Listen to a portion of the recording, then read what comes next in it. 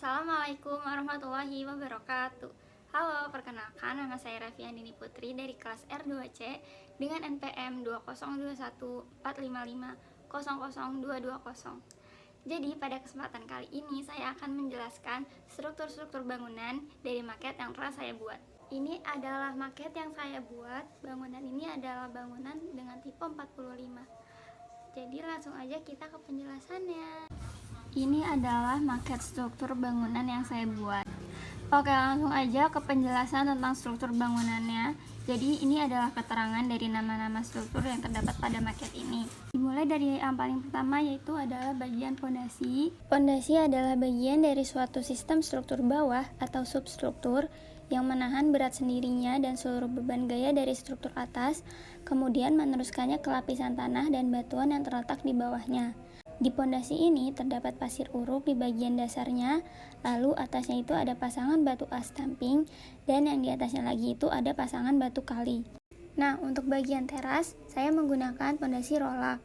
Pondasi jenis ini termasuk dalam kelompok pondasi dangkal yang banyak digunakan untuk bagian depan. Saya menggunakan pondasi rolak ini karena penggunaan teknik rolak sebatas penopang beban yang ringan, bukan untuk penopang berat beban bangunan. Lalu selanjutnya di atas pondasi ada slope.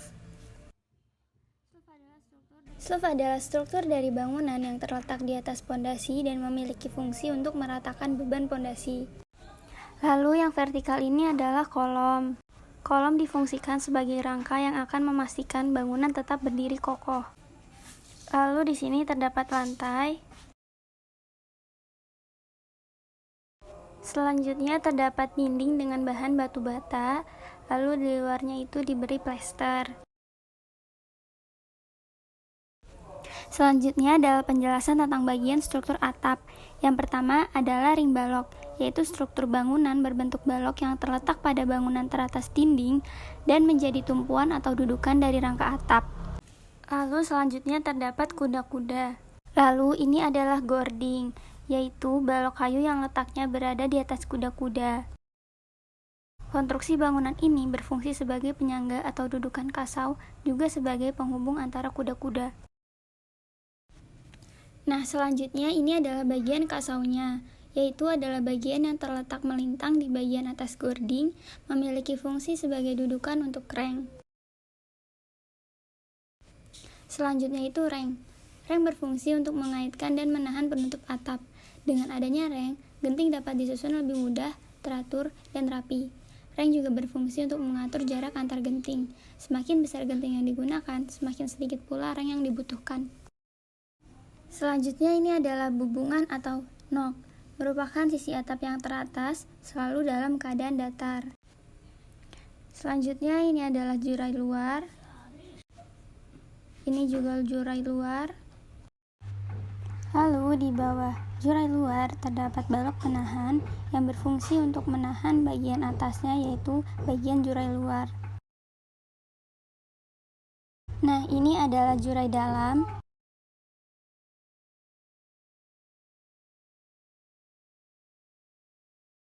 Lalu yang terakhir ini adalah penutup atap.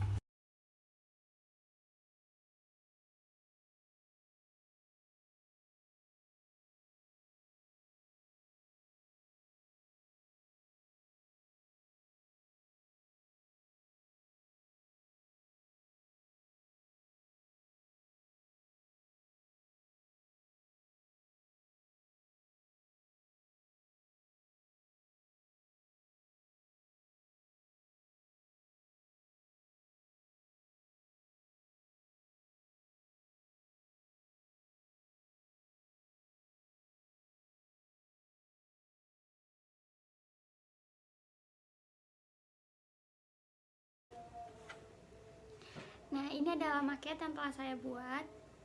Saya menggunakan beberapa macam bahan yang berbeda untuk membuat maket ini, dan saya akan menjelaskannya satu persatu. Dimulai dari yang pertama, dari yang paling bawah, yaitu adalah karton board dengan ukuran 3 mm.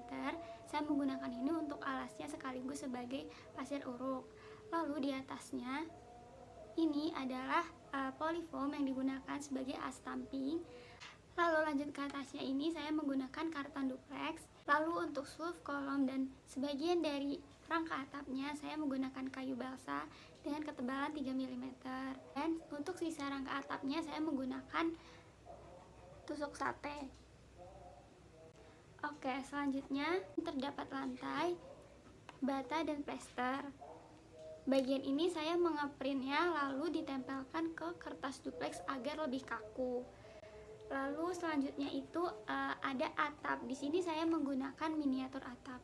Untuk keterangan nomor-nomor di sini dan penjelasan di sini saya menggunakan sticky note. Nah, sekian penjelasan saya mengenai struktur bangunan. Jika ada salah kata mohon maaf. Wassalamualaikum warahmatullahi wabarakatuh.